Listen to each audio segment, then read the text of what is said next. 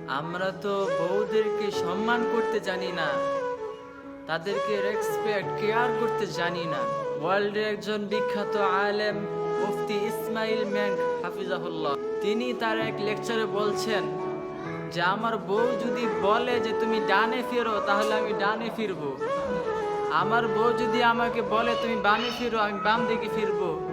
যদি বলে উপরে তাকাও, আমি উপরে তাকাবো। যদি বলে নিচে তাকাও, তাহলে আমি নিচে তাকাবো।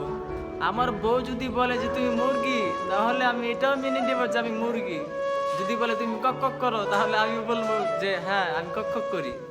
দেখেন যে স্ত্রীকে, ওয়াইফকে কত বেশি গুরুত্ব দিলে একজন ব্যক্তি এরকম বক্তব্য দিতে পারে।